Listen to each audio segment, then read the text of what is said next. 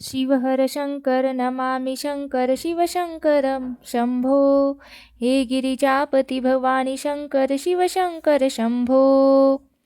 नमस्कार मंडळी, आजच्या व्हिडिओमध्ये आपण पाहणार आहोत की दोन गोष्टी आपल्याला कळणार आहेत. एक म्हणजे महाशिवरात्रीच्या दिवशी आपल्याला आपल्या समस्येनुसार कोणत्या शिवलिंगाचे आपल्याला पूजन करायचे आहे, त्याचबरोबर महादेवांना कोणत्या पदार्थाने अभिषेक करायचा आहे.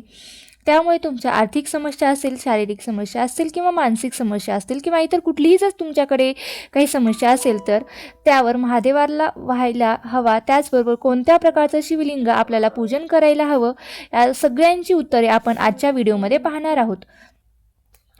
हा व्हिडिओ तुम्ही स्किप न करता शेवटपर्यंत पहा. बघा, दुधाच्या अभिषेकाने हा अभिषेक महादेवाच्या मंदिरामध्ये केला जातो. पण नक्की दुधाचा अभिषेक केल्याने काय लाभ होतो, तर सगळ्यात महत्त्वाचं, गाईच्या दुधाचा अभिषेक करणं अत्यंत शुभ मानलं जातं.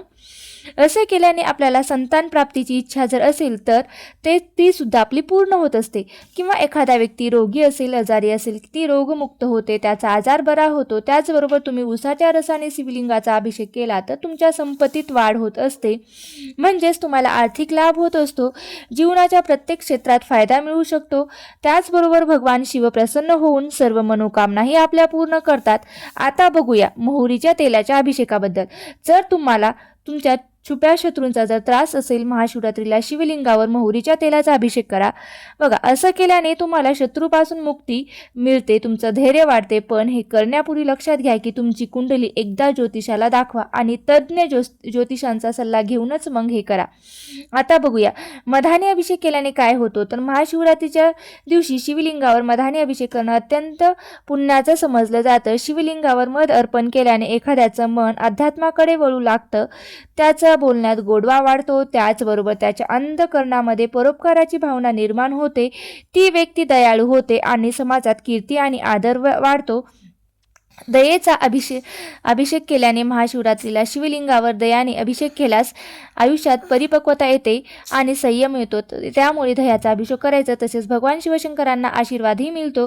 शिवलिंगावर दह्याचा अभिषेक केल्यास आयुष्यात येणारे अडथळे सुद्धा दूर होतात. सगळ्यात महत्त्वाचं, महादेवाच्या पिंडीवर दह्याने अभिषेक केल्याने आपलं मन शुद्ध होतं, मानसिक ताणतणाव दूर होतो. आता बघूया गंगा जलाने अभिषेक केल्याने काय होतं. तर महाशिवरात्रीच्या दिवशी गंगाजलाने अभिषेक केल्याने तीर्थातून आणलेल्या शिवलिंगावर अभिषेक केल्याने मोक्ष प्राप्ती होते. भगवान शिव तसेच माता पार्वती यांचे आशीर्वाद सुद्धा आपल्याला मिळत असतात. या पवित्र दिवशी गंगेच्या पाण्याने अभिषेक केल्यास आयुष्यामध्ये आनंदाची प्राप्ती होते आणि मोक्षाची प्राप्ती होते. त्याचबरोबर जर संपत्तीची काही समस्या असेल तर ती सुद्धा दूर होते, मृत्यूचं भय राहत नाही. पंचामृताने अभिषेक महाशिवरात्रीच्या दिवशी शिवलिंगाला अभिषेक केला तर इच्छित मनोकामना सुद्धा पूर्ण होतात, आरोग्याची प्राप्ती होती. त्याचबरोबर शिवलिंगावर तुपाने सुद्धा अभिषेक केला जातो आणि त्यामुळे शारीरिक समस्या दूर होतात असं म्हटलं गेलेलं आहे. आजारांपासून सुद्धा आपल्याला मुक्तता मिळते. पण लक्षात घ्या, पण डॉक्टरांनी सांगितलेल्या योग्य उपचार हे घ्यायचं आहे, म्हणजे औषध गोळ्या वगैरे घ्यायचं आहे. फक्त हेच करायचं असं नाही. बघा, औषध पाणी घ्यायचं आहे.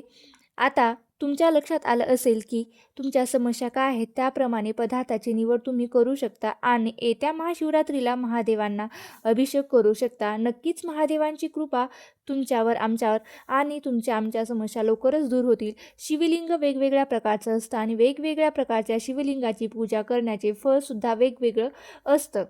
तर बघा, कोणत्या प्रकारच्या शिवलिंगाची पूजा केल्याने काय फळ मिळतं किंवा कोणती जी एखादी विशिष्ट समस्या असेल तर ती कोणत्या प्रकारच्या शिवलिंगाचे पूजन केल्याने ती सुटत असते. तर महाशिवरात्रीला सगळ्यात पहिलं शिवलिंग आहे स्फटिकाचं. स्फटिकाच्या शिवलिंगाची पूजा केली असता मनोरथ सिद्धी प्राप्त होते. चांदीच्या शिवलिंगाची पूजा केल्यास राज्यप्राप्ती होते आणि पितरांचा उद्धार होतो. सोन्याच्या शिवलिंगाची पूजा केल्यास सत्यलोकाची प्राप्ती होते आणि लक्ष्मी प्राप्ती होते. हस्तिदंताच्या शिवलिंगाची पूजा केल्यास सेनापतित्व प्राप्त होते. तांब्याच्या शिवलिंगाची पूजा केल्यास पुष्टी आणि दीर्घायुष्याची प्राप्ती होते. पितळेच्या शिवलिंगाची पूजा केल्यास समाधान प्राप्त होते. कासाच्या शिवलिंगाचे पूजन केल्यास कीर्ती मिळते आणि लोखंडाच्या शिवलिंगाचे पूजन केल्यास शत्रुनाश होतो. शिशाच्या शिवलिंगाचे पूजन केल्यास दीर्घायुष्य प्राप्त होते. गंधाच्या शिवलिंगाची पूजा केल्यास सौभाग्य मिळते.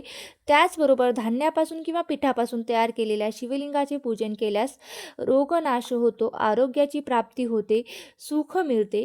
खास करून उडदाच्या पिठापासून तयार केलेल्या शिवलिंगाची पूजा केल्यास स्त्री प्राप्ती होते, अर्थात ज्यांचे विवाह जमत नाहीत त्यांचे विवाह जमतात आणि उडदाच्या पिठापासून तयार केलेल्या शिवलिंगाचे पूजन केल्यामुळे त्यांचे विवाह ठरले जातात. लोण्याच्या शिवलिंगाचे पूजन केल्यास सुखप्राप्ती होते. गाईच्या शेणापासून तयार केलेल्या शिवलिंगाचे पूजन केल्यास रोगनाश होतो.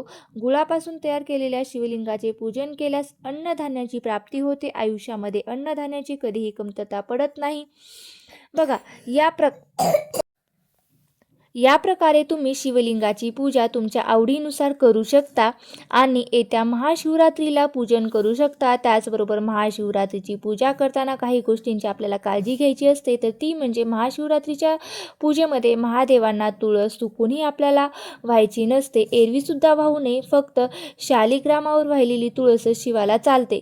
तसेच शिवतीर्थ पिऊसुद्धा नाही. मात्र स्वयंभू बाणलिंगावरील तीर्थ पिण्यास काही हरकत नाही. शिवपूजा झाल्यानंतर निरंजन ओवाळून होताच लगेच वेळ न दवडता नैवेद्य दाखवावं. शिवपूजेत केवड्याचा वापर करू नये. तसेच शंखाचे पाणी सुद्धा शिवाला वाहू नये. त्याचबरोबर महादेवांना अर्धीच प्रदक्षिणा घातली जाते. बघा, महादेवांचे रुद्रगण, पितृगण इत्यादी गण ते आपण जेव्हा शंकरास अभिषेक वगैरे करत असतो, त्यांची पूजा करत असतो, त्यावेळी महादेवांच्या साळुंकेच्या टोकाशी प्रसादाकरता बसलेले असतात. आपण महादेवांना नेहमीसारखी संपूर्ण प्रदक्षिणा घातली तर ती त्या रुद्रगणांना, पितृगणांना होईल. म्हणून भगवान शिवशंकरांना ही अर्धीच प्रदक्षिणा घालण्याची पद्धत आहे.